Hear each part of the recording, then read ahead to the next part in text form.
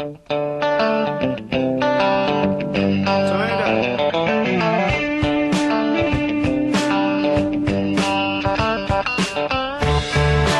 back to The Price of Business. I'm your host, Kevin Price, talking to you about you and your business. You know, if you turn on your TV, you can't help but notice that there's a massive disaster in the Philippines called a typhoon, and it's been devastating. And there's an organization that I've been involved in. I've already sent my support check to help them out over there at feedthechildren.org. It's an organization I like to help with my money and with my time on the radio to talk about, the different projects and things they're involved in. And they're certainly involved in this. They've had a presence in the Philippines. They were already there when the storm hit and have had a presence there. My understanding is decades. Erin Engelke is a vice president over there at Feed the Children. And Erin, welcome to the program.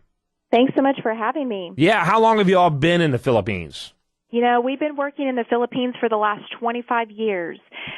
So, you know, we've seen these types of tragedies affect the Philippines. I mean, sadly, this isn't the first time, but, you know, the typhoon that hit, you know, just a couple days ago is, you know, quite certainly one of the worst to ever hit this poor country. So.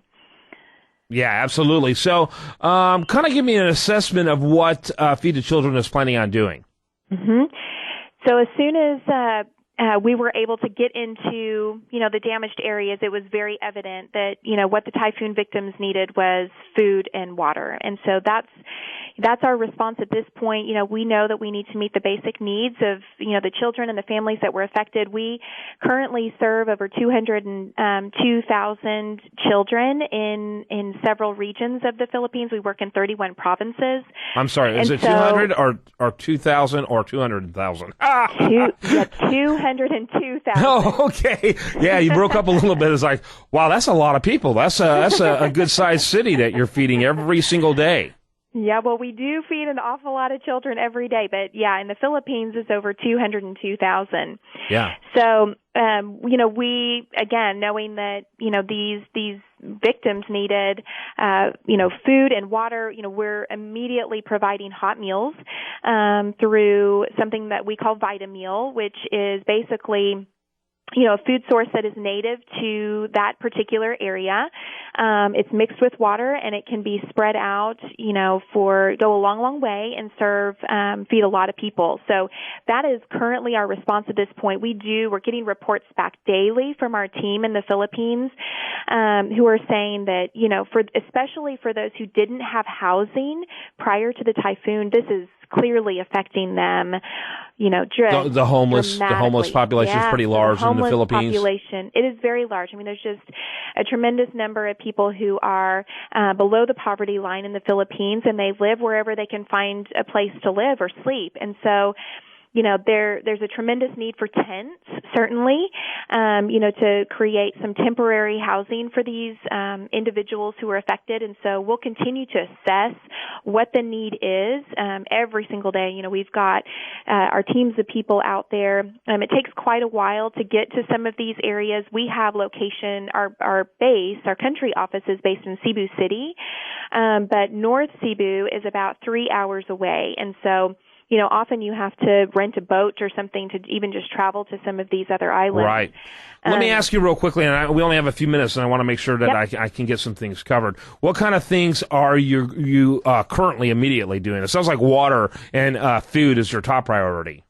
That is our top priority at this point. You know, we just have to, you know, meet the basic needs initially, and then we'll determine what's next. And like I mentioned, you know, tents will likely be the next need addressed. Are you buying tents, or do people send you tents to send, or both?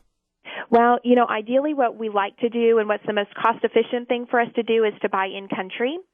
So, you know, we ask for people who want to step up and help and you know, help their neighbors across the globe to contribute financially to Feed the Children, which then allows us to purchase these items in-country and support the local economy, but also, you know, eliminate the cost of transportation and getting these goods directly to the Philippines. Feedthechildren.org /typhoon. I've got a couple of friends who are from the Philippines. A very, very close friend of mine flew off on Sunday just to help. He just flew there on Sunday to go help. His family is doing fine. It was in one isolated area. It looks like it went right through the center of the islands and really pounded that particular area. That was extraordinarily hit. Is that pretty accurate? That is indeed. Yeah. I mean, we have reports of, just completely, totally flattened houses, people just having to crawl out of them. There's no food and water, so they're totally dependent on relief at this point. Yeah.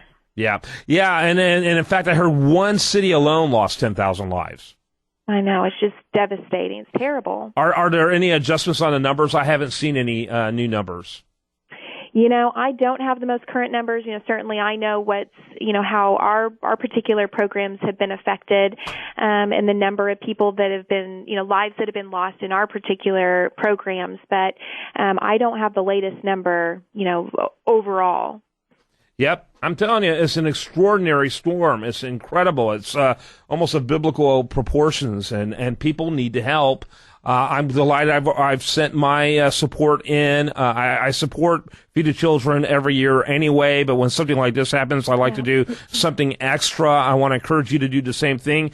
feedthechildren.org. And what's really cool about Feed the Children is one of those innovative nonprofits that work with organizations like itex.com, where people can literally provide through itex. And you're able to get, you apparently raid dollar store suppliers with itex is what my understanding is. And you can get all kinds of things from toothbrushes to cups to bottles, you name it, through things like that, all of which makes a huge difference. And so if you're a business owner who'd like to help do iTex, I encourage you to contact your local iTex dealer and say, hey, I want to barter to help the folks there. And it makes a difference, doesn't it?